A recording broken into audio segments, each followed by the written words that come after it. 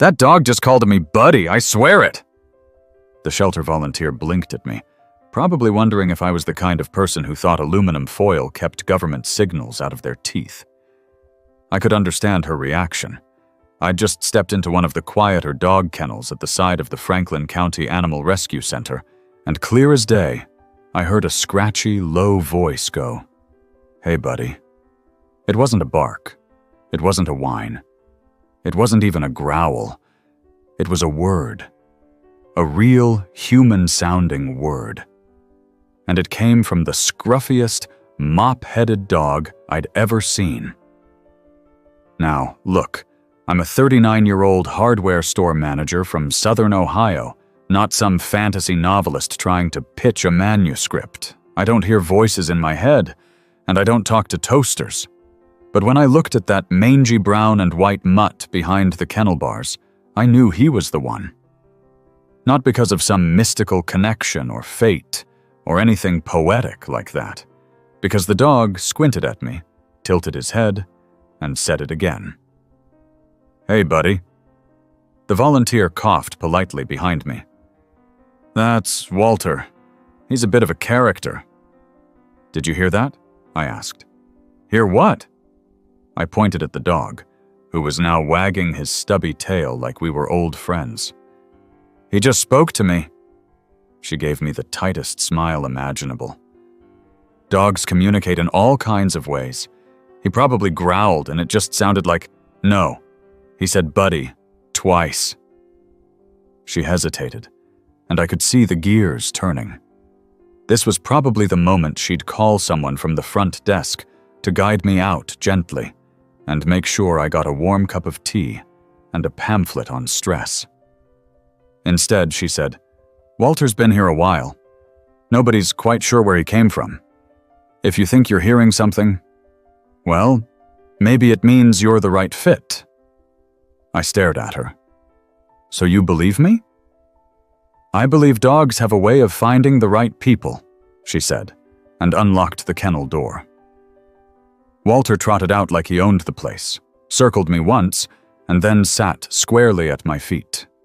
He looked up at me, licked his lips, and murmured, "Go home?" No lie. That was the moment I decided. "All right, Walter," I said. "Let's get you home." I signed the adoption papers that afternoon, still halfway convinced I was imagining everything. The ride back to my house was quiet. Walter didn't speak again, though he did stick his head out the window and grin at every mailbox we passed. Maybe the stress of my breakup with Amanda, the store inventory mess last week, and the fact that I'd been eating frozen chicken pot pies for 5 nights straight was catching up to me. Maybe I was just lonely and looking for a reason to feel connected to something. Still, even with all that, Walter was real, and he was sitting in my passenger seat, licking the air like it was made of bacon grease. He was mine now. Or maybe I was his. I live just outside of Hillsboro, in a 1-story house with a patchy lawn and a shed that has more bird nests than tools. Walter trotted through the front door like he'd been here before, did one loop around the living room, jumped up on the couch like he'd claimed it, and let out a soft little sigh. "Nice," he said. I dropped the leash. "Okay, see? You did say something." He looked at me. Just looked. Tongue out, tail wagging, like I'd finally gotten the punchline. "Say it again. Say something else," I pressed. Walter yawned and rested his head on the pillow. "Nothing? Really?" He sneezed. I sat down across from him, rubbing my temple. Either I had just brought home the most incredible animal the world had never documented, or I needed a long nap and maybe a professional evaluation. But as the evening wore on, and I cooked up some scrambled eggs and toast for dinner, Walter wandered into the kitchen, sniffed at the air, and said very softly, "Smells like breakfast." That's when the real weirdness started. He didn't speak all the time. No running monologues, no deep conversations. But every so often, When I least expected it, he'd blurt something out. Always short phrases, always things that made sense. Hot outside, when I opened the door to let him pee. Good boy, when I handed him a treat. Sad? When I watched an old movie and got teary. It was like living with a toddler who had just enough vocabulary to make you wonder if you were raising a genius. By the end of the week, I'd bought a journal and started writing everything down. The dates, times, words. I recorded audio clips on my phone, though most of the time it came out garbled or muffled. A few friends came over to meet him, and I prayed Walter would show off a little. But no, he just barked and wagged and played fetch like a normal dog. Not a single syllable escaped his lips. One night, my buddy Mark came over to watch a Bengals game. We had pizza, beers, and a lot of yelling at the TV. Walter curled up between us on the couch. "This the magic talking dog?" Mark asked, raising a brow. "I'm not saying he's magic," I replied, "but he said over 15 different phrases this week, mostly related to food, weather, and my emotional state." "Uh-huh, and next you'll tell me he knows your credit score." Walter looked up and said, clear as ever, 678. Mark dropped his beer. I laughed so hard I nearly passed out. From that night on, there was no denying it. Walter could speak. Not full conversations, not Shakespeare, but enough. Enough to turn my life upside down. Soon, the neighborhood kids were coming by, whispering rumors about the dog who talks. Walter started reacting differently to visitors, sometimes wagging, sometimes hiding, sometimes sniffing people's shoes and saying, "Not friend." He developed favorites. He hated the mailman and adored Mrs. Klein from next door, mostly because she brought homemade jerky. He said, "Thank you," when she offered him a piece. She nearly fainted. We became a team. I started bringing him to the hardware store with me. He had a little bed behind the counter and became our unofficial mascot. Customers would lean over and say hi, and if Walter liked them, he'd say something back. If he didn't, he'd go silent, or worse, he'd mutter, "Nope," and curl up with his back to them. One woman screamed. Another cried. Most just laughed. Soon, people weren't coming in for tools. They were coming for Walter. A local reporter caught wind of the story. I tried to downplay it. Told her he was just a quirky dog who made funny noises, but she caught one of his phrases on tape. It went viral within a week. "Man adopts dog who talks like a human" became the headline on every website from here to LA. My phone wouldn't stop ringing. Reporters, TV shows, scientists. Some offered money to study him. Others accused me of ventriloquism or faking it with AI. But Walter didn't care. He liked car rides, peanut butter, and sleeping in a sunbeam. Fame meant nothing to him. One morning, I woke up to find him sitting beside my bed, tail swishing. "You're different now," he said. I sat up, heart pounding. "What do you mean?" He tilted his head. "Happy." I couldn't argue with that. He'd brought something into my life I didn't know I was missing. Connection. Joy. That strange little spark that made each day feel like a gift. We had no idea that our lives were about to change even more. And this time, it wouldn't just be for me. Walter's sudden celebrity was starting to affect everything. The quiet, steady pace of my life, early mornings, predictable work hours, dinner for one, was officially out the window. The first Monday after the story hit national news, I got to the store at my usual time, just before 8. But there were already 5 people waiting outside. Not customers with plumbing emergencies or light bulb questions. These were folks holding phones, tripods, and in one case, a foam board sign that read, Let Walter choose my baby's name. Morning, I said, holding the door open and praying this wasn't about to turn into something unmanageable. They all smiled nervously, then looked down at Walter. He was trotting beside me, tail up, tongue out, ears perked like he was fully aware he was the reason for all the attention.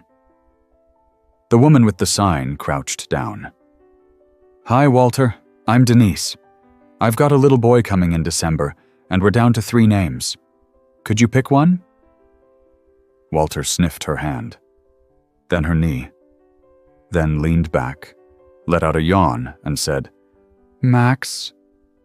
Denise burst into tears. That was one of them. That was one of the 3. I rubbed the back of my neck. Ma'am, please understand, he's not psychic or anything. He just blurts stuff out sometimes. No, it's perfect. That's it. Max it is. I managed to shuffle the small crowd into something resembling order, but more kept showing up. By 10 a.m., our parking lot looked like a food truck rally without the food. I had to close the store for the day, not because I wanted to, but because it was getting unsafe. People were pressing against the windows, recording Walter on their phones, shouting things like, Say something, boy! Say pineapple! Walter said, Too loud, and went and hid under the counter. By lunchtime, I'd made up my mind. We need to get away, I told him, just for a bit. He tilted his head and gave a low, thoughtful bark, then slowly and clearly said, Cabin? Now, I hadn't mentioned a cabin. Not out loud. But my cousin Jason had a little place up near Paint Creek Lake that he let me use a couple times a year. No phone service, no internet, just trees and quiet. Walter had never been there. You want to go to the cabin? I asked. Cabin, he confirmed. That evening, we packed up. A bag of groceries, Walter's bed, a few tools just in case. I left a note taped to the hardware store door that said, Back in a week. Walter needs a nap. The drive was peaceful, just winding roads and pine-scented air. Walter didn't say a word the whole way. He curled up in the passenger seat, nose tucked under his paw, as if his celebrity shift had exhausted him. By the time we got there, the sun was low, painting everything gold. I unlocked the door, let the screen creak open, and watched Walter pad inside. He did the now familiar full-circle trot, inspecting every corner of the little one-room cabin. He sniffed the stove, jumped on the sagging couch, and nosed open the door to the porch. Then he looked at me and said, Better? I couldn't help smiling. Yeah, I said. Me too. The next few days were heaven. We walked trails, fished off the dock. He didn't talk much, but when he did, it was always something simple, something good. Bird. Fish. Snack. It was easy to forget all the chaos, to imagine we were just a man and his dog, tucked away from the world, nobody watching, nobody asking for interviews. On the 3rd night, we were sitting on the porch, me with a cup of tea, Walter with a peanut butter chew. Crickets chirped in the trees. The stars were like 1,000 campfires burning in the sky. Walter looked up and said, You needed me. I nearly spilled my tea. What do you mean? He didn't answer right away. He licked his paw, looked at the trees, then said, Alone. Not now. Something caught in my throat. I put the mug down.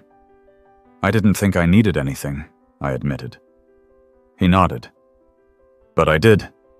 He didn't say anything else that night, just laid his head on my boot. The morning after, I found him by the water, staring at the lake. He glanced back at me, then barked once and said, Time. Time for what? He looked toward the trees, then back at me. People. I frowned. You want to go back? Already? They need. I didn't ask who they were. I just knew he meant people. Strangers. The ones who needed joy, surprise, something to make them believe in more than routines and bills. We packed up. Back in Hillsborough, the hardware store hadn't burned down, but it looked like someone tried to pry open the back door. A pile of notes was shoved under the front mat. Letters, cards, and even a framed sketch of Walter wearing a superhero cape. People had missed him. And apparently, he missed them too. As soon as we reopened, Walter started greeting people again. No big words, no speeches, but just enough magic to light up their faces. An elderly man came in for a new rake and left with tears in his eyes because Walter had said, "Son, proud." A teenager who looked like he'd been through something rough knelt down to pet him, and Walter said, "Stay strong." The kid hugged him. Word got out, again. This time, instead of chaos, it brought something else. Hope. People weren't just coming for entertainment anymore. They were coming for moments, for comfort, for something real in a world that often felt too fast, too fake. One woman, probably in her late 40s, visited every Thursday. She never bought anything, just sat near Walter and sometimes talked to him about her week. One day, she whispered something about her brother being gone. Walter crawled into her lap and said, "He's okay." She didn't stop crying for 20 minutes. And me? I changed too. My phone was still full of unanswered messages from media companies. But I started reading more. Walking more. Talking to my neighbors. I stopped heating frozen dinners and started cooking again. Walter didn't just help others. He made me better. Late one Sunday night, I was sitting on the living room floor, building a model airplane I found in a box in the attic. Walter was lying nearby, chewing on a strip of beef jerky from Mrs. Klein. "Do you ever get tired of it?" I asked. He looked at me. "Sometimes." "Do you wish you could just be a regular dog?" He blinked slowly. "Was. Before." That gave me pause. Before what? He licked his chops and said, "Truck, cold, alone." I didn't push. He didn't offer more. But I thought about that for a long time after. Everyone assumed Walter was a gift, a miracle, something sent to cheer the world up, but maybe he was healing too. Maybe he needed something just like we all did. Maybe that's why he chose me. The next morning, we opened the store as usual. But halfway through restocking the screws, a soft voice said, "Excuse me?" A woman stood by the door, holding a clipboard. She was tall, neatly dressed, and wore a badge around her neck. "You're Mr. Collins?" "Yes." She gave a small smile. "I'm from the University of Cincinnati's Veterinary Linguistics Lab. We've been researching cases of advanced communication in animals, primarily parrots and primates. But your dog..." She gestured to Walter, who was now eyeing her with mild suspicion. "We'd love to observe him. No poking, no labs, just some sessions, interviews, if you will, with your permission." I didn't answer right away. Walter came over and sat beside me. He looked up and said, "Safe?" I crouched down. "Would you be okay with this?" "I'd be with you." Walter looked back at the woman, then at me. "Try?" I nodded. "Okay." The woman beamed. "Thank you. We'll be in touch soon." After she left, I looked at Walter. "You sure about this?" "Try," he repeated. We didn't know what that would mean yet, but somehow I had the feeling we'd just opened the door to something even bigger than either of us expected. And Walter? He just licked my face and said, "Peanut butter." Some things never change. Walter didn't like the university campus at first. The noise, the crowds, the scent of 1,000 overlapping lives and lunches all mashed into the sidewalks. It overwhelmed him. I could tell by the way his ears folded back and his tail stuck close to his legs. He didn't say much that first visit, just a quiet no as we passed under a stone archway where a busker played out-of-tune guitar. Dr. Valerie Trent, the linguistics lead, greeted us at the Animal Sciences building. She was friendly, careful with her words and movements, clearly trying not to scare him. She had short blonde hair and glasses with purple frames, and she wore jeans instead of a lab coat. I appreciated that. "He's a guest," she said. "Not a specimen." Walter still didn't say a word. The observation room looked more like a cozy playroom than a lab. Beanbags, low tables, dog toys, treats, even a bed by the window. Cameras were tucked discreetly into the corners. Walter sniffed everything, then claimed the window bed and flopped down like a moody teenager. Dr. Trent smiled gently. "We'll take it slow, just observing. No tests today." I sat nearby, drinking from a paper cup of university coffee, while she asked me a few questions. Basic stuff. When had I first heard Walter speak? How often did he do it? Did he seem aware of the impact his words had? Walter stared out the window. An assistant entered with a clipboard and dropped a chew bone near him. Walter didn't move. Then, just as the assistant was leaving, he muttered, "Fake beef." Dr. Trent's pen paused. "What did he just say?" I smirked. "He doesn't like the store-bought chews." She glanced at the assistant. "Make a note. Preference for real meat flavor." Walter grumbled and added, "Salty." That was the start.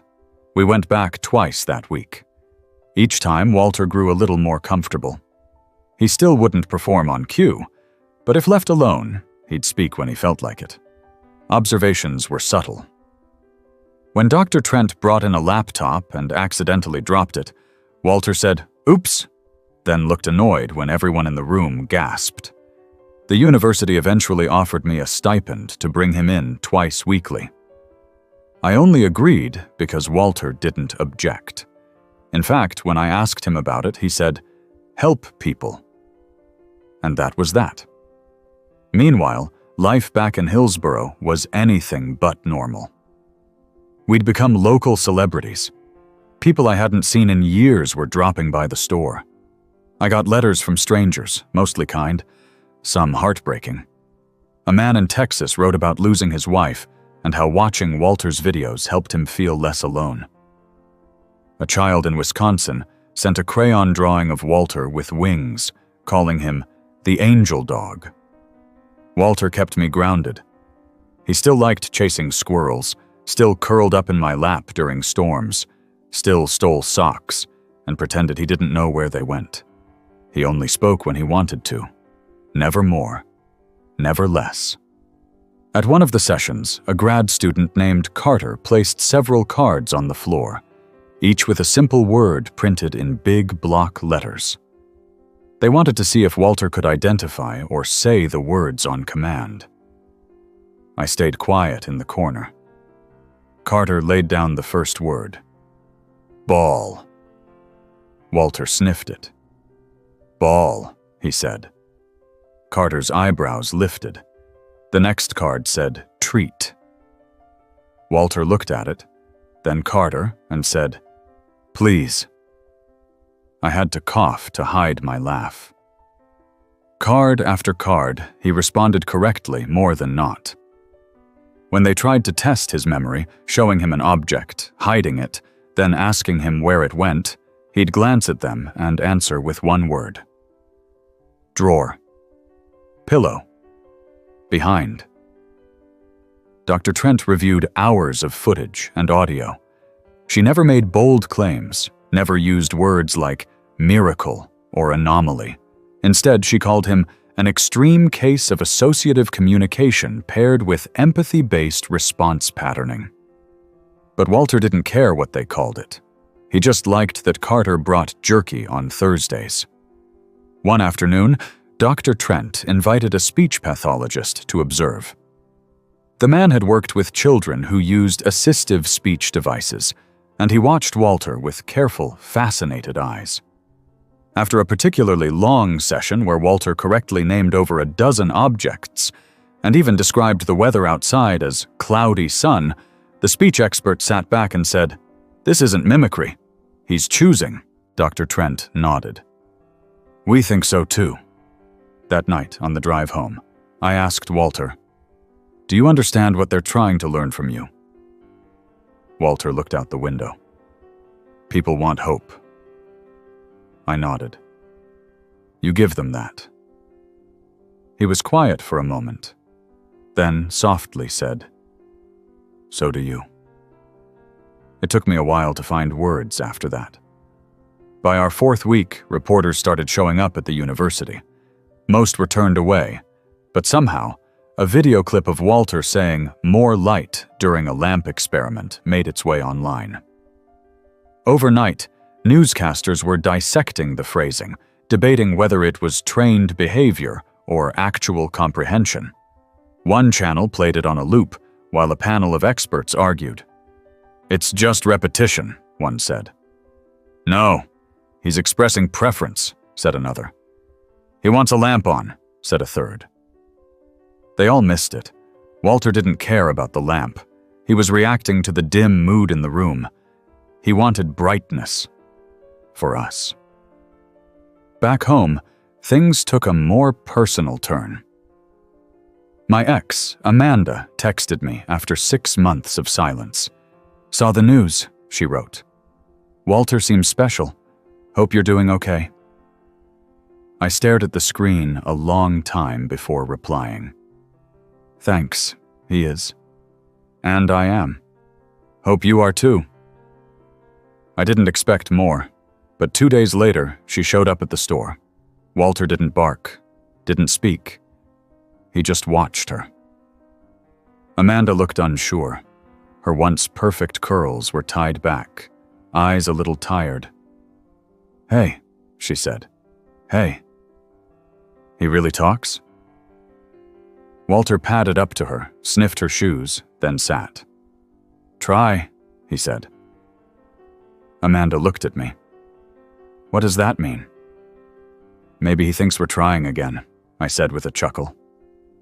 She smiled. "We're not, but it's nice to see you, and him." Walter looked between us, then mumbled, "Goodbye." Amanda blinked fast. "Okay, I get it." After she left, Walter climbed into my lap and whispered, "Better now." Life went on. Each week, Walter seemed to learn something new. At home, he started responding to questions with 2 words instead of 1. "Tired now." "No shoes." "Watch squirrels." We were walking along the edge of town one evening when we passed a playground. A boy sat alone on the swing, head down. I felt a nudge at my hand. Walter was staring at him. "Sad kid," he said.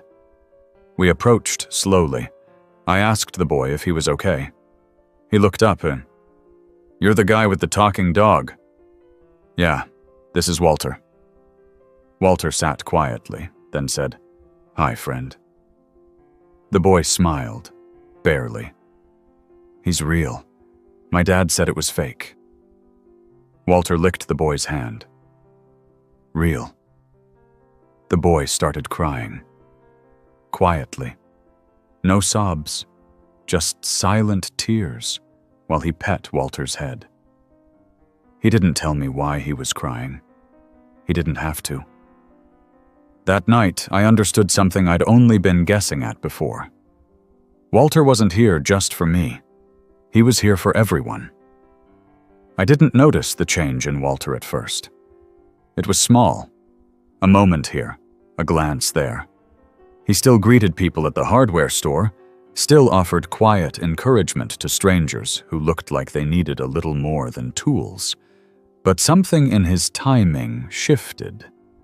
He paused more, spoke less. When he did talk, his phrases came slower, like they had weight he hadn't felt before. One Wednesday afternoon, a young couple came in, new to town, looking to fix up a fixer-upper.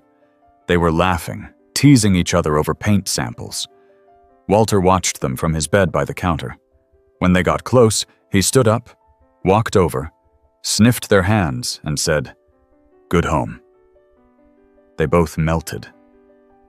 The woman hugged him. The man crouched down, rubbing Walter's ears. They asked to take a picture. I agreed. After they left, I glanced at Walter. "You okay, buddy?" He laid back down, head on paws. "Tired heart." It caught me off guard. "You're sad?" He didn't answer. That night, I cooked us both a little steak. Well, mine was steak. His was a less expensive cut from the butcher's discard box. We ate on the porch as the sun went down. Walter stared into the trees. He didn't speak once. By Friday, I was worried. He wasn't sick. He still ate, still went on walks, still chased birds out of Mrs. Klein's yard. But something quiet had settled into him. I asked Dr. Trent if this was normal. She said, "We're still in uncharted territory. We don't know how much of what he says is tied to cognition, or if some of it's instinctual. Dogs sense things, weather changes, illness, emotion. Maybe he's responding to something we can't measure." He said, "Tired heart," I told her. She looked troubled. Has he ever talked about the past? About where he came from? Bits. He said cold once, truck, and alone. That's it. She nodded slowly. If he remembers more than he shares, it might be catching up with him. I couldn't stop thinking about it. So I tried something new. That weekend, I loaded up the truck and drove Walter back to the Franklin County Animal Rescue Center, the place where we met. It had been nearly 4 months. The lobby was new, painted since our last visit, and the staff had changed. Only one of the volunteers, Linda, recognized him. "Oh, wow. Walter," she said, crouching to greet him. "You look so different. Healthier, happier." Walter sniffed her hands, then whispered, "Thank you." She froze. Did he just... Yeah. We walked through the kennels slowly. Some dogs barked. Some whimpered. Walter said nothing. He sniffed one cage and backed away. Another he sat in front of for almost a full minute, silent. I kneeled next to him. "This where you were before?" He blinked. "Cold floor." I touched his back. "Not anymore." He looked up at me, tongue flicking out. "Warm now." Back in the truck, he slept the whole ride home. On Monday, something shifted again. A girl came into the store, maybe 11, pale, with big eyes and sleeves pulled low over her wrists. Her father walked ahead, flipping through a parts list. She stayed near the door until Walter approached. He sat in front of her, then said, "Don't hurt." Her eyes filled. Not fast, not dramatic. Just a slow, steady flood. She crouched down and hugged him tightly. Later, her father bought a set of screws and said nothing about it.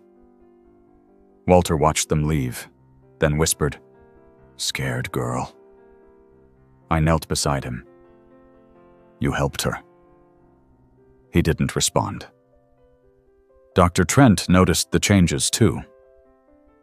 At our next university visit, she had Carter and another grad student, Lacey, run a few non-verbal tests: object selection, gesture mimicry, basic comprehension.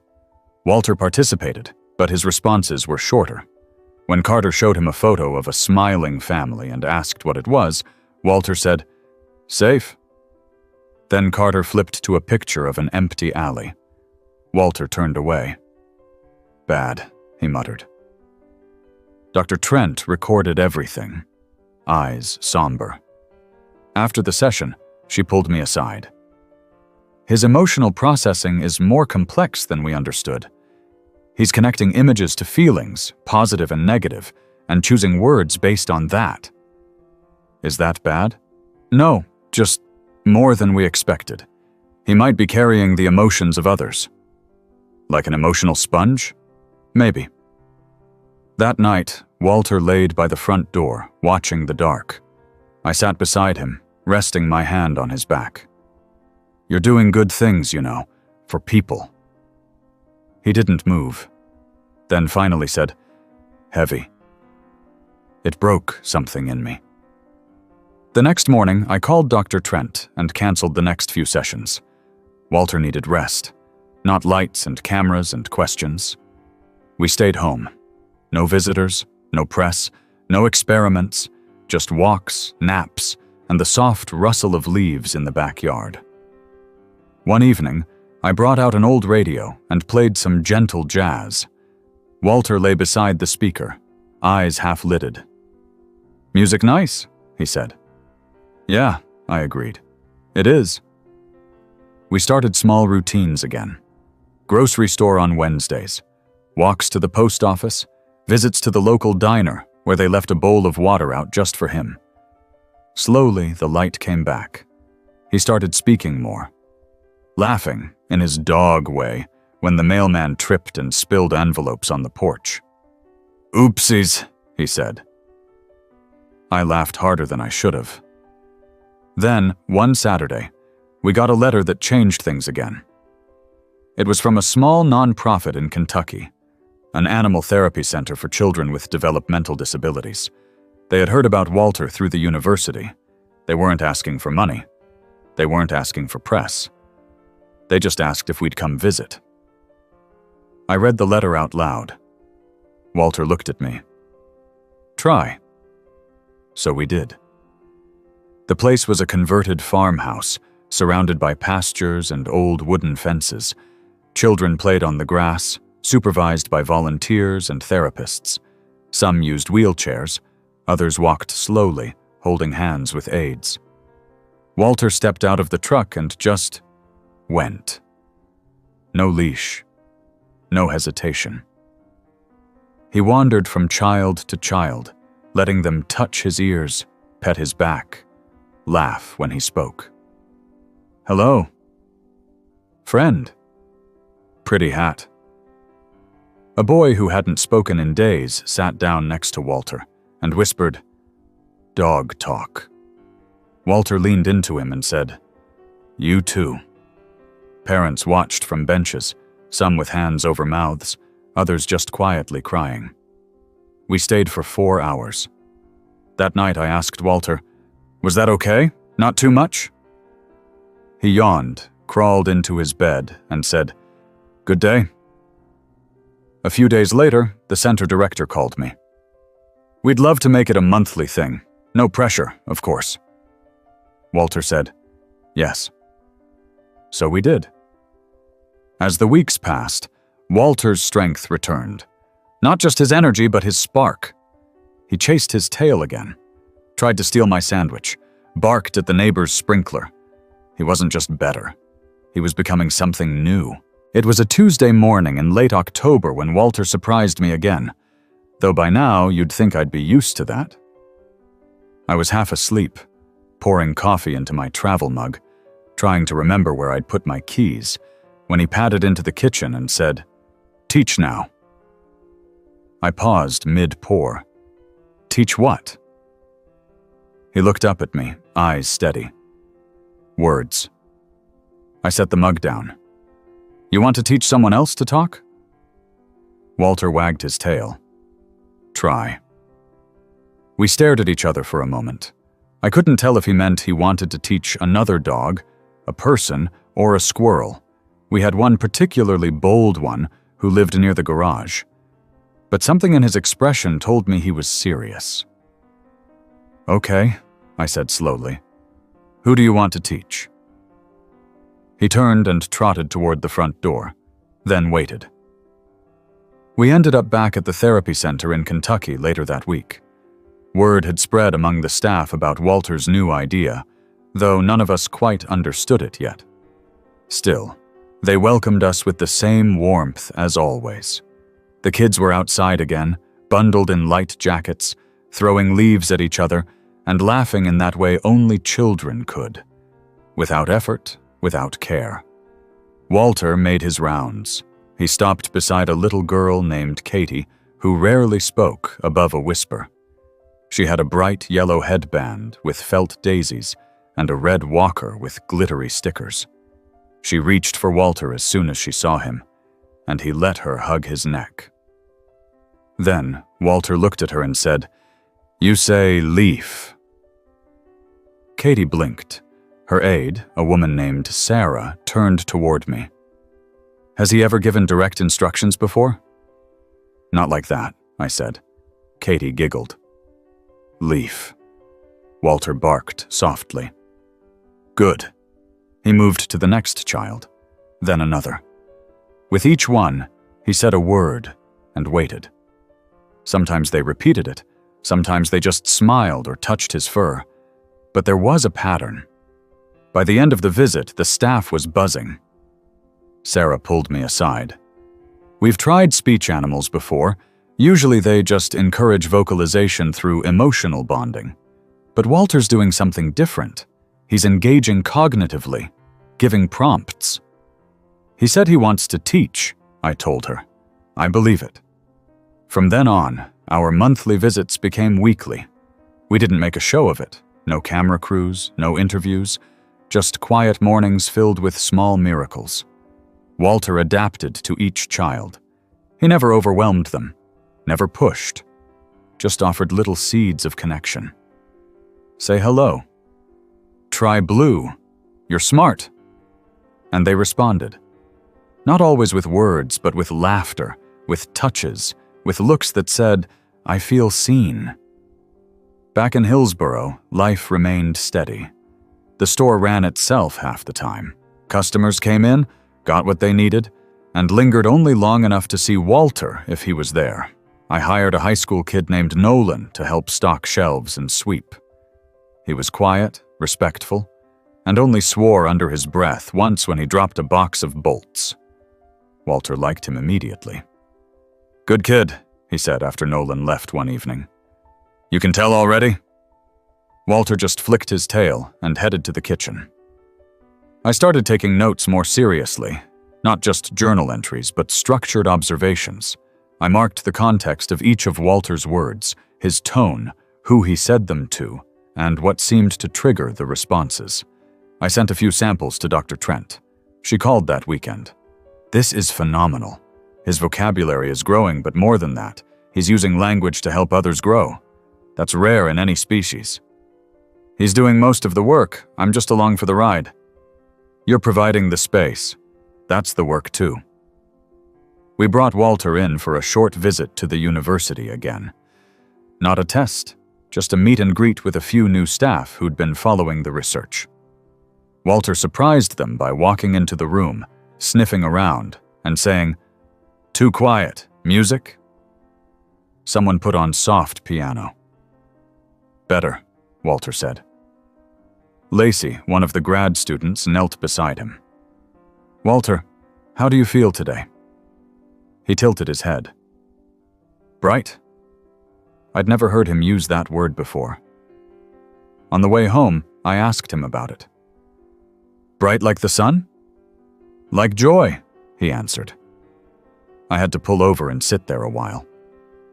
A few days later, I got a call from a woman named Margaret, who ran an alternative learning program for kids with selective mutism. She'd heard about Walter through the therapy center and asked gently if we might come visit for a pilot session. Walter listened to the voicemail with me. "Help," he said. We drove up that Friday. The school was tucked in the corner of a small town, surrounded by maple trees already shedding yellow leaves. The inside smelled like crayons and construction paper. The kids were between 6 and 10, some of them avoiding eye contact, some curled into beanbags, one rocking gently with headphones on. Walter didn't rush. He walked slowly, letting them come to him. One boy in a red hoodie stared at Walter for nearly 10 minutes before finally reaching out. Walter leaned in, tail still. "Dog," the boy whispered. Walter wagged. "Yes." The boy smiled. Afterward, Margaret met us outside. Her eyes were wet. "That boy hasn't spoken a full word in 4 months." "Walter has a gift," I said. She nodded. "And so do you, for trusting him." I didn't know what to say to that. By Thanksgiving, Walter had attended 7 school visits, 8 therapy sessions, and 3 private meetups with families who reached out quietly, asking for just a moment of his time. He never said no. But at home, he rested more. He slept longer in the mornings, curled into his bed with a blanket Nolan had given him. He ate slower. Sometimes he'd just sit by the window for hours, watching the wind. "You okay?" I asked one evening. Walter looked at me. "Thinking." "About what?" He was quiet for a long time. Then, "Next?" I didn't press. I'd learned better. That winter came early. The first snow dusted the ground just after December started. Walter trotted through it like a pup, sticking his nose into snowbanks and sneezing dramatically. He left a trail of paw prints that Nolan joked looked like a secret code. "Maybe he's writing poems," Nolan said. Walter wagged. "Cold feet." We laughed so hard we both slipped on the porch steps. One morning, I woke up to find Walter sitting on the bed, staring at me. "Write it," he said. "Write what?" He touched my chest with his paw. "Us." And that's when I started really writing. Not just notes and phrases, but the full story. Our story. Not for fame, not for research. Just because he asked. He'd lean over sometimes while I typed, reading silently with his head on my knee. "Fix that," he said once, pointing his nose at a sentence. I changed it. Better. That week, he said something else I'd never forget. We were sitting by the fire, both of us dozing off, when he opened his eyes and said, "I remember." "What do you remember?" "Before you. Cold. Lost. Not words. Just feel." I waited. Then warm, then safe. Then you. I didn't know what to say. "Now I speak," he said. "Because you hear." I reached over and placed a hand on his back. He sighed, closed his eyes again. "Still learning?" he murmured. So was I. The morning Walter got his first letter, I thought it was junk mail. A thin envelope addressed to Walter Collins, with no return address. I almost tossed it into the stack of coupon flyers and hardware catalogs, but something about the neat handwriting made me pause. Inside was a single sheet of paper, folded carefully. The handwriting was in pencil, a little uneven, maybe a child's. It read, "Dear Walter, my name is Evan. I'm 9. I saw you on YouTube, and I think you're amazing. My sister says you're a robot, but I think you're real. I don't talk much at school, but I talk to my dog, Max. He doesn't talk back, but he listens. Thank you for helping kids like me. Your friend, Evan." I showed the letter to Walter. He read it twice, then padded over to the fireplace, sat down and said, "Keep safe." "You want to keep it?" He nodded. Special. From that day on, the letters kept coming. Some from kids, some from adults. Some were typed, some handwritten, one scrawled in green crayon. They all shared something in common. Each one thanked Walter for giving them hope, for helping a loved one, for making the world feel less cold. I got a small wooden box from the store and labeled it Walter's Mail. He'd sit beside me as I read each letter out loud. Sometimes he'd smile. Sometimes he'd close his eyes and just listen. He never asked for fame, but I could tell the messages meant something to him. One letter stood out. It came from a woman in Idaho. She didn't sign her name, but her words stayed with me. Walter, I was ready to quit. Everything. Life, the pain, the silence. Then I saw your video. You said, "Stay strong" to a boy. I felt like you were talking to me too. So I did. I stayed. I'm still here. Thank you. When I finished reading it, Walter looked up and said, "She matters." We added that one to the box. That winter, the therapy center in Kentucky invited us to their holiday party. It wasn't big, just a gathering of kids and families, some cookies, a few carols. They asked if Walter would mind being the guest of honor. I asked him. "Wear hat?" he asked. "They probably will give you a Santa hat." He wagged. Okay. The party was simple, warm, joyful. Kids decorated cookies, parents exchanged tired smiles, and Walter moved from group to group like a seasoned host. Someone tied a little red ribbon around his neck. One of the boys, Jamie, presented him with a hand-drawn certificate that said, "Walter, the best dog ever." Walter licked Jamie's face and said, "I try." After the party, we stood outside watching the snow fall. A few kids ran around making crooked snow angels. Walter stared up at the sky. "Falling stars," he said. "Snowflakes," I replied. "Still pretty." In January, we started working with a school district in Cincinnati. They'd created a pilot program for emotional support animals and wanted Walter to be the anchor for their training model. He wasn't there every day, just twice a month, but his presence alone was enough to shape the program's tone. He greeted teachers with a calm, "Morning." He sat with nervous kids during reading time. One day, during a small group session, a student named Thomas clutched Walter tightly and said, "I don't want to be here." Walter looked up and said, "Okay, still here." Thomas didn't let go for 45 minutes. Back at home, things remained peaceful. Nolan was now part-time on weekends, and Mrs. Klein came by every few days to bring Walter homemade jerky wrapped in wax paper. "I think he likes your seasoning better than mine," I joked. She grinned.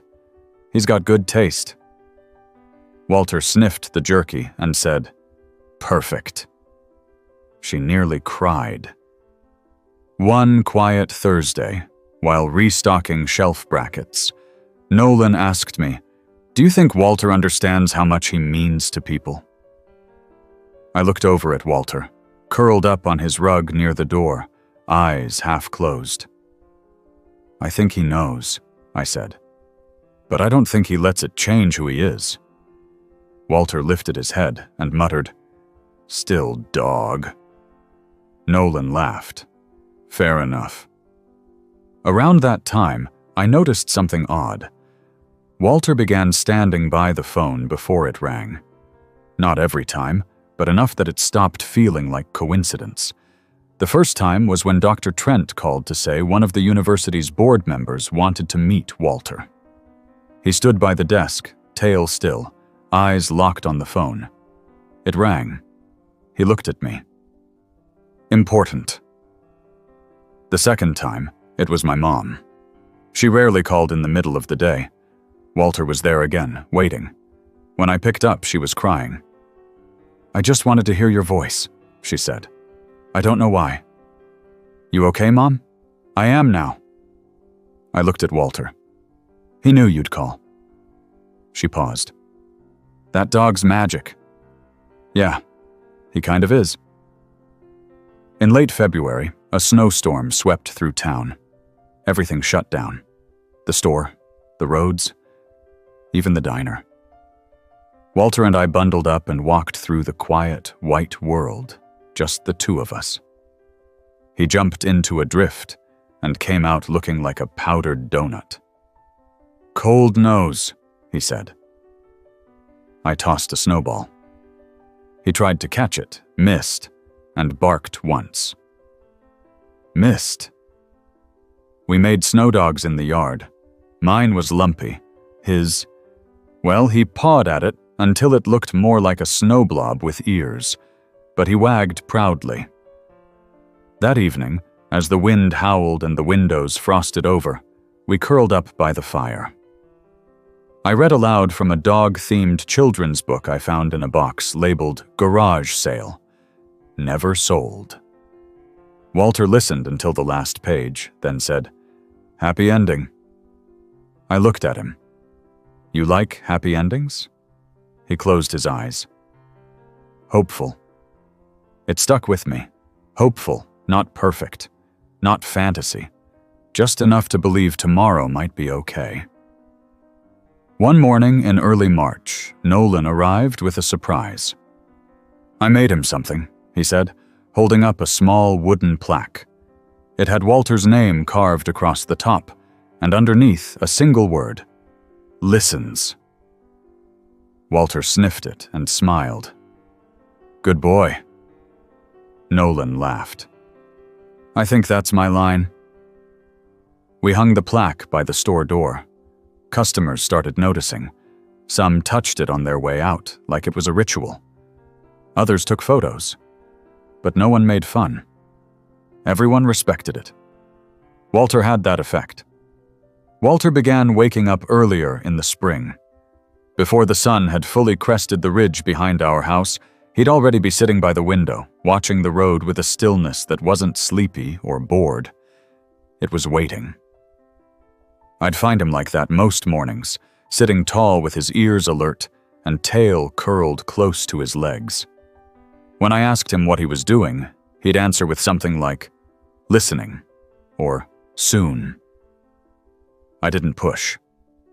Walter had always had a sense for things I couldn't explain. I figured this was just another one of them. One Sunday, he followed me out to the shed, where I was sorting through a box of old fishing gear I hadn't touched since before Amanda moved out. The box still smelled faintly of lake water and tangled twine. Walter sniffed it all over, then picked up an old lure with his mouth and dropped it at my feet. "Go," he said. "You want to go fishing?" He nodded. We packed a cooler and drove out to the lake where I used to go with my dad when I was a kid. The dock was still there, weathered, tilted slightly to the left, but holding strong. I cast my line while Walter lay at the edge, watching the water with a quiet focus. The first hour passed in peace. I didn't catch anything, but I didn't mind. The air smelled like moss and mud and new blossoms. Walter eventually looked at me and said, "Try again." "At fishing or life?" He licked his nose. "Both." I smiled. "All right then." The next cast landed clean, and not 3 minutes later, I had a fish on the line.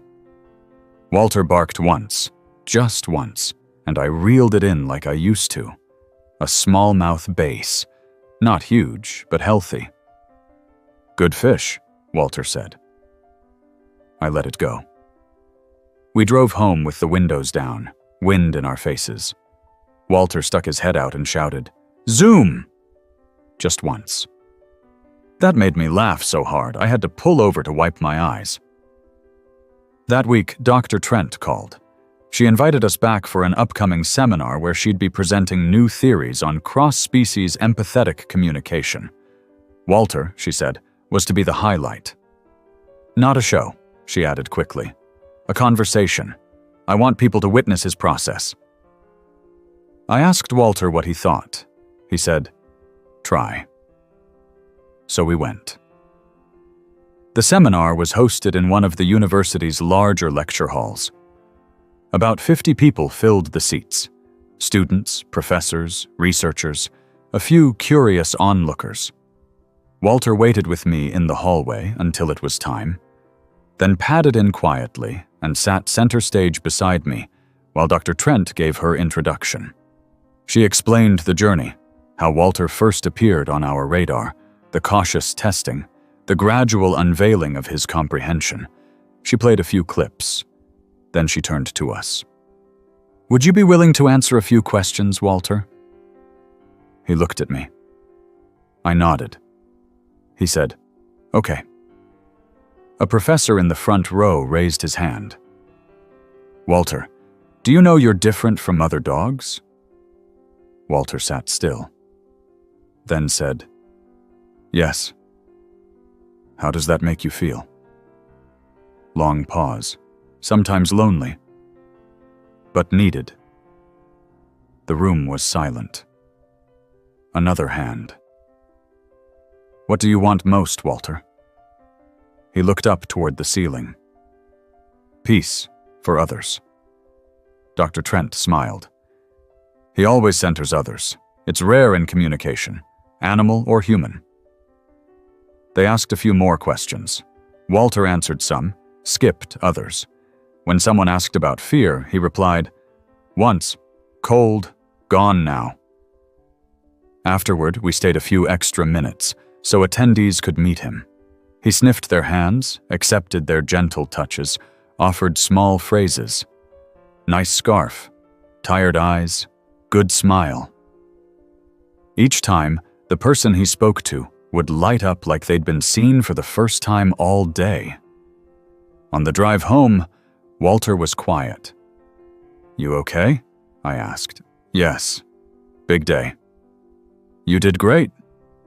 He didn't respond, but his tail thumped gently against the seat. At home, the days grew longer, and the letters kept arriving. I built a small set of shelves for Walter's mail, organized by month. He'd pick one out sometimes, nudge it toward me, and say, "Read." One letter came from a woman named Holly, whose son struggled with severe anxiety. She wrote about watching Walter's videos with him, how hearing Walter say, "It's okay," made her son repeat the same words back to her during a panic attack. "He speaks to me like Walter does," she wrote, "and I finally understood." Walter said, "She gets it." I nodded. "She really does." That month, Walter also began initiating conversations with new people. At the store, he approached a man looking at hammers and said, "Build safe." The man turned slowly. "Excuse me?" I smiled. "He means be careful with whatever project you're working on." The man blinked, then laughed. "That's exactly what I needed to hear." Walter started asking questions too. Simple ones. "Why sad?" To a customer whose eyes were red. "New coat?" To a little girl with a puffy rainbow jacket. He wasn't just responding anymore. He was reaching.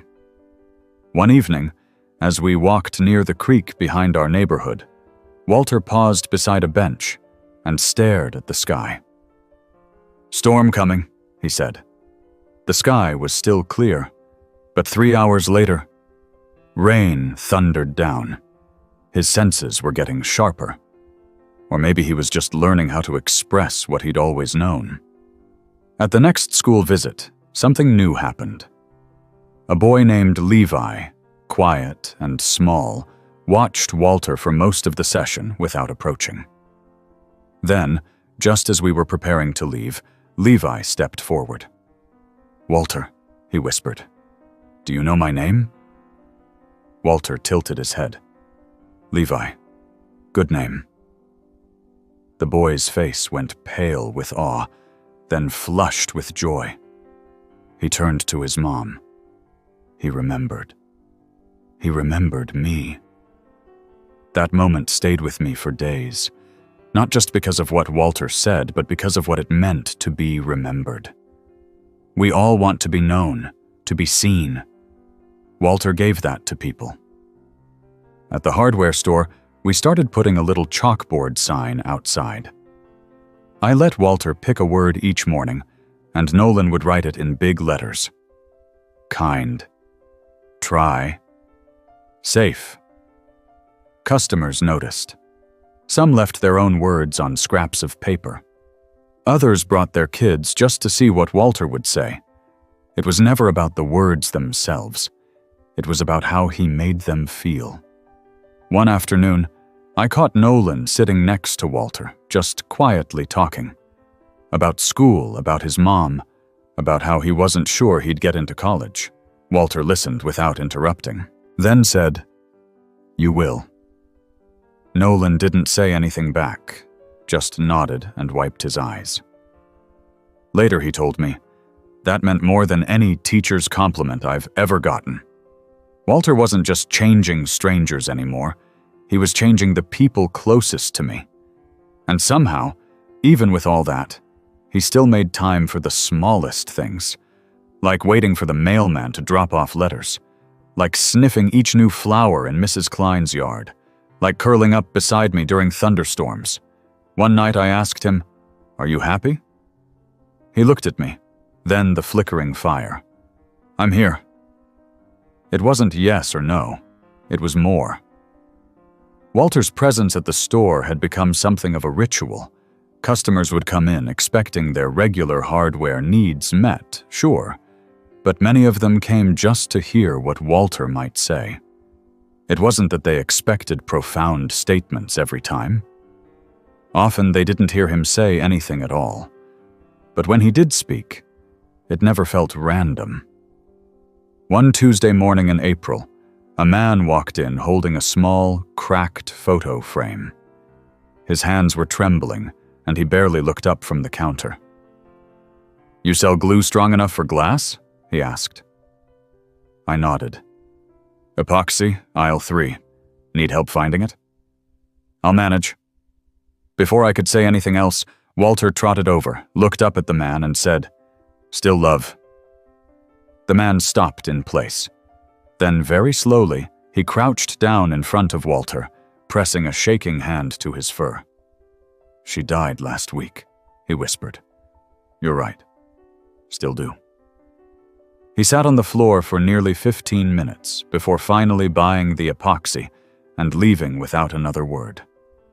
That was the thing about Walter. He didn't offer advice. He offered space. Recognition. That was often more powerful than a solution. Later that week, we received an invitation to speak at a veterinary conference in Michigan. Not just attend, speak. Dr. Trent would be there too, presenting on Walter's communication model. I wasn't sure I wanted to go. Walter had already given so much.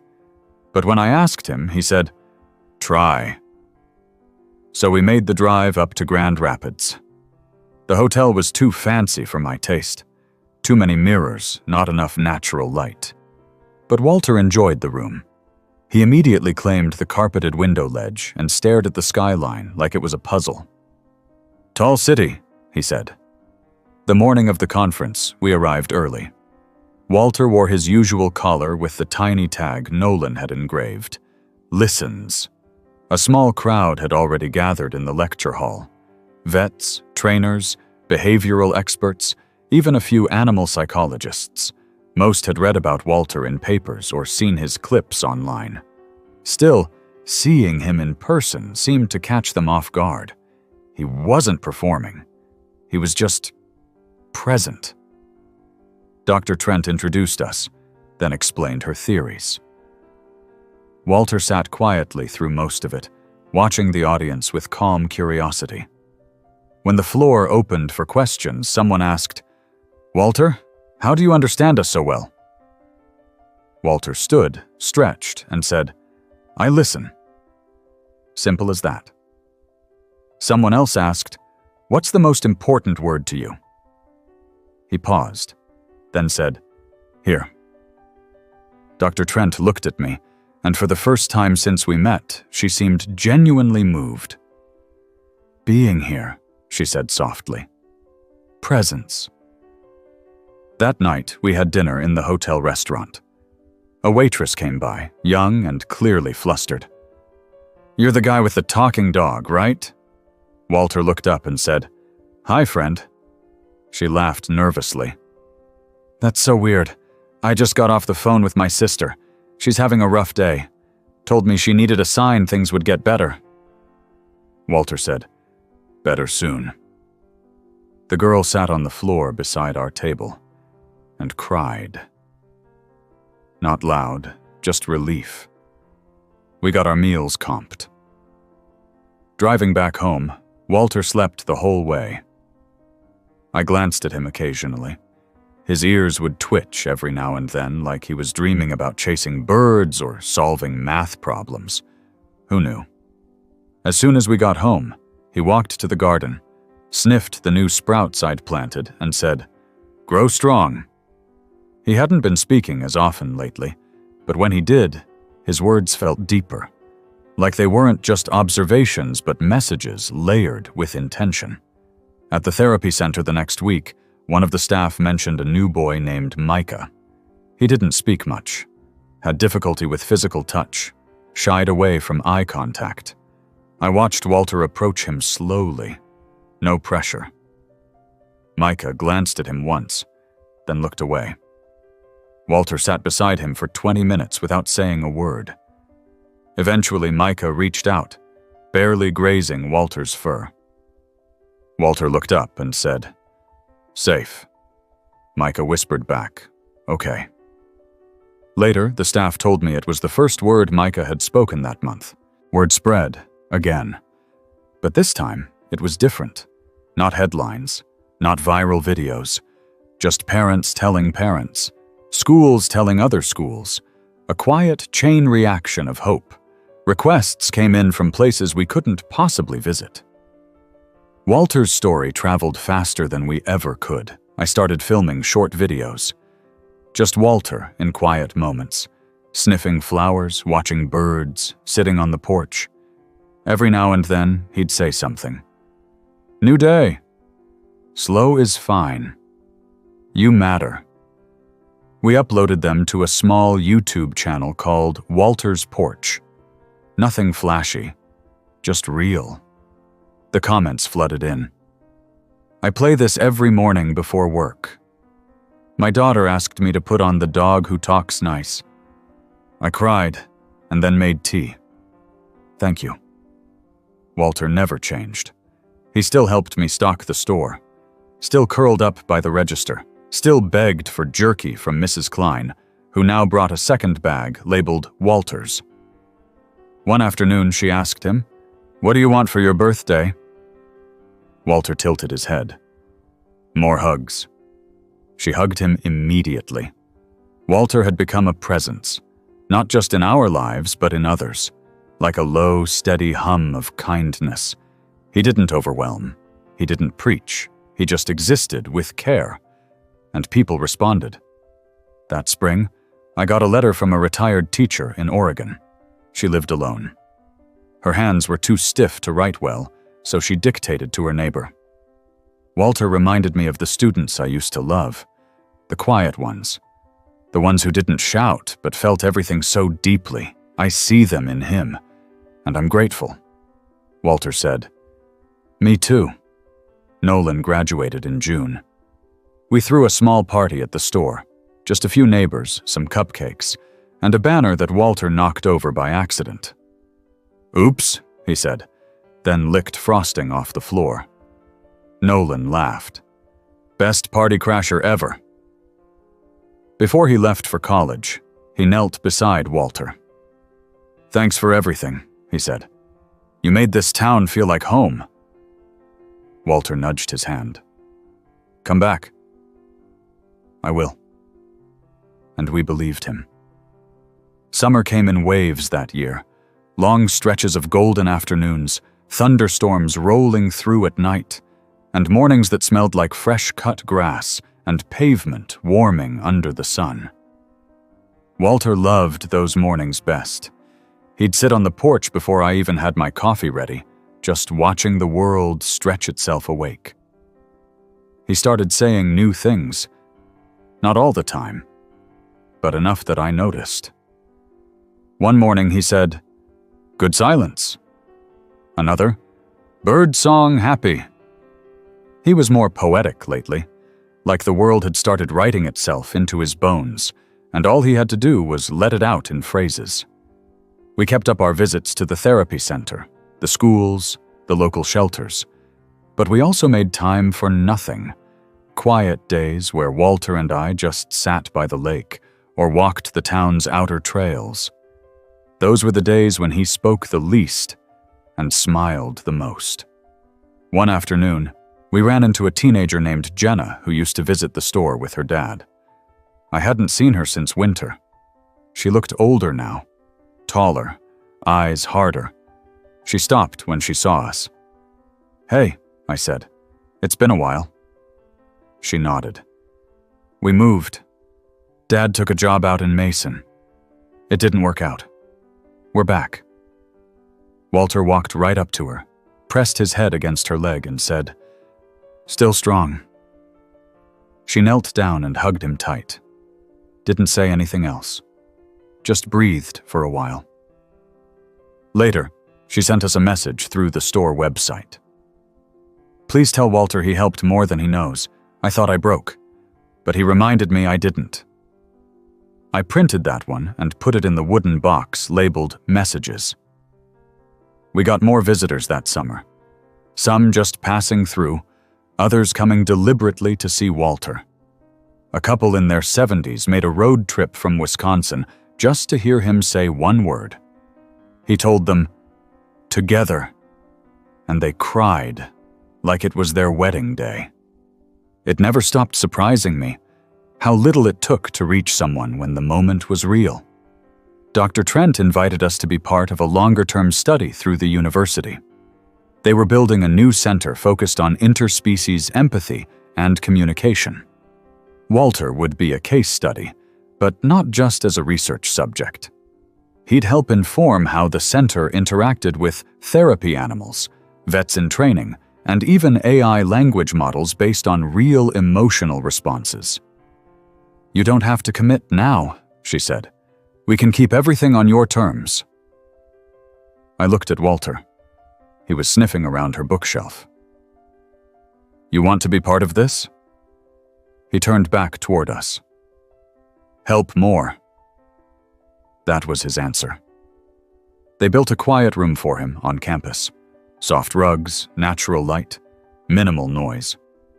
We went twice a month. During sessions, Walter would sit with new interns or visiting families and let the moment guide him.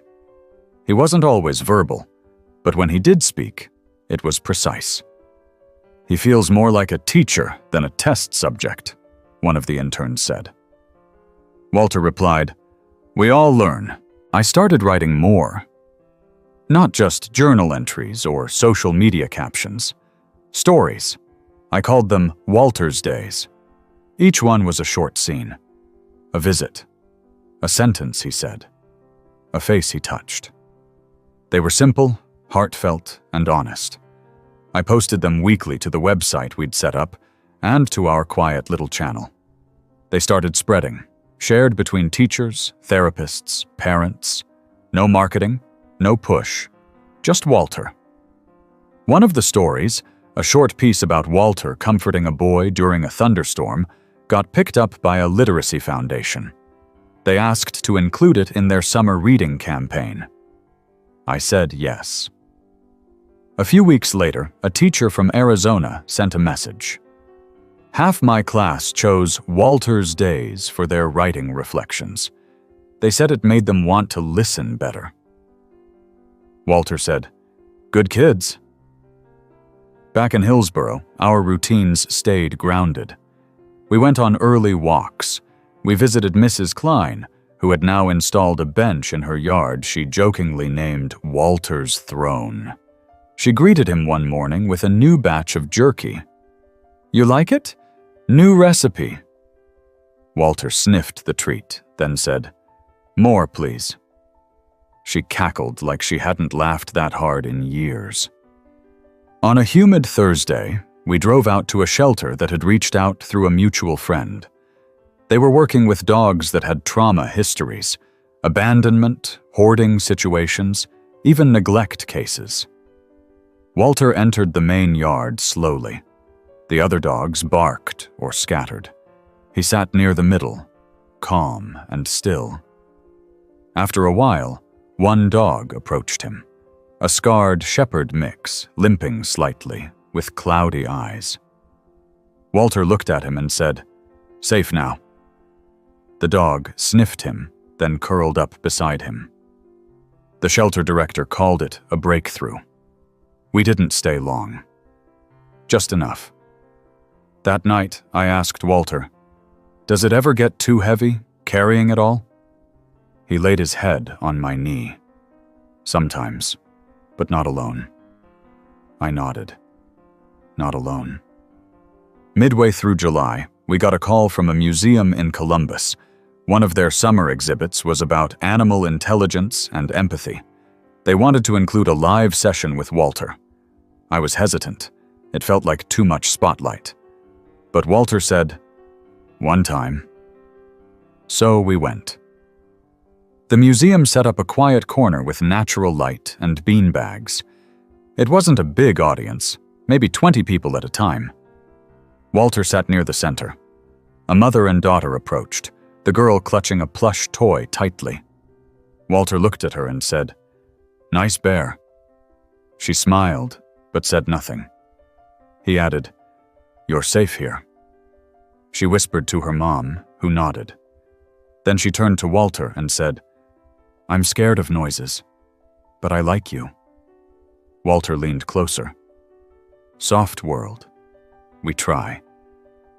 A few people cried, quietly. We left before the exhibit ended. I didn't want to push him. Back in the truck, Walter curled up without a word. At home, he slept beside the couch instead of in his bed. I sat up for a while, rereading some of the letters from the box. I pulled one out from a young girl in Vermont. It had only 2 lines. "Dear Walter, thank you for seeing me." I looked down at him. "You saw her?" His tail thumped once. He whispered, "I try every day." Walter woke up slower than usual that morning. The sky was already pale blue when I stepped into the living room, and he was still curled up on his bed near the fireplace, one ear twitching softly with each sound. He opened his eyes when I poured coffee and gave me a small tail thump. But he didn't rise. "You okay?" I asked, kneeling beside him. "Still tired," he said. "You want to rest today? We don't have to go anywhere." He blinked. "Yes. Porch." So we sat there, him in the patch of sun that spilled through the screen door, me with my coffee. The quiet hum of summer insects just beginning to build.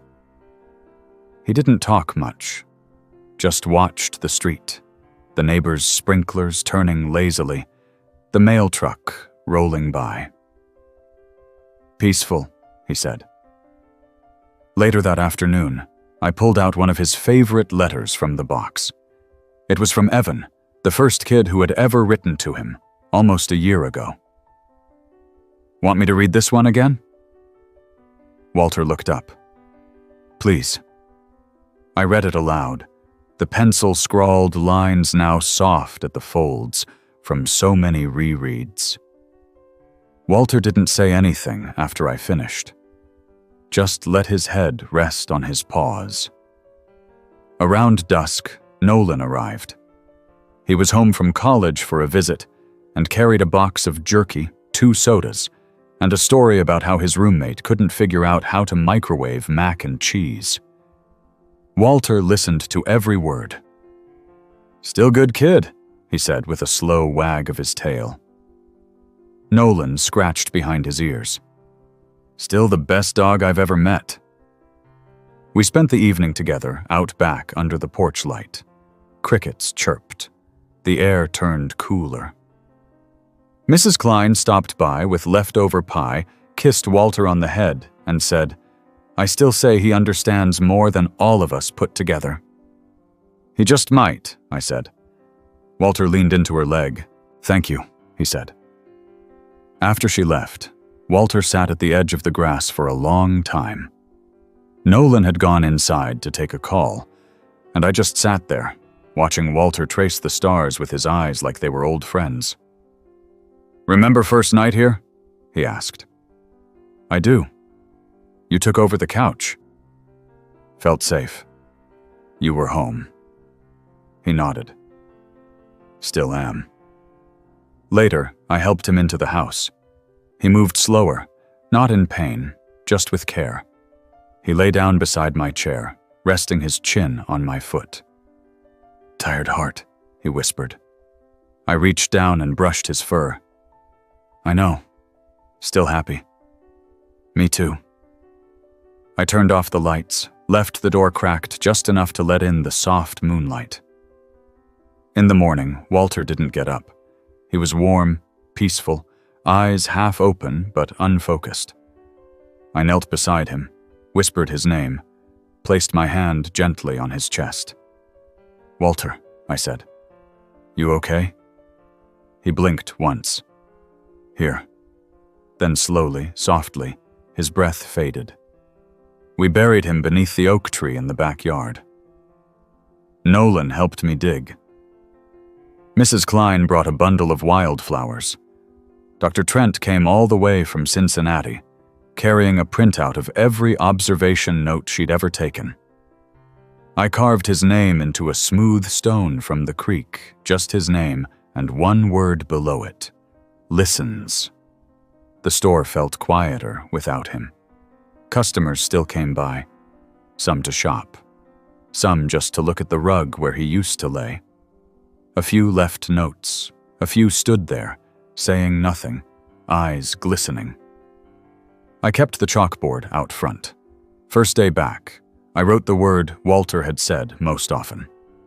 "Here." People touched the sign. Some left little flowers or small notes tucked beneath the frame. Nolan came by on weekends, helped me keep the place running. He added his own word to the board one day. Still, the letters kept coming. After I shared the news on our site, messages poured in from across the country. "He changed how my daughter sees the world." My students remember every word he ever said. He taught me it's okay to be quiet. I read them aloud at night. Even though the house was quiet, it didn't feel empty. His bowl stayed by the door. His collar still hung on its hook. Some days, when the wind passed through the screen just right, I swear I could hear him say, "Good day." I kept writing. The stories became something more than just memories. They became lessons. A teacher from Maine reached out to say she had turned them into a classroom ritual. Every Monday, they read one Walter Day to start their week. One of the students sent a postcard. Walter made Mondays okay. That was pinned above the register. And one day, just as summer was fading, a woman stepped into the store holding a leash. On the other end was a scruffy, nervous pup with big ears and a wary look. "I heard you knew someone who listened," she said. "I did," I said. "Still do." She smiled. "Think this guy could learn?" The dog crept closer, sniffed my hand, then wagged once. I crouched down.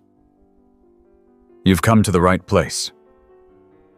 And maybe, just maybe, Walter's voice was still part of the world, not in words, but in the spaces between them, in the hush before a child speaks, in the courage it takes to reach out, in the softness of being seen. Because he was here, still is, always.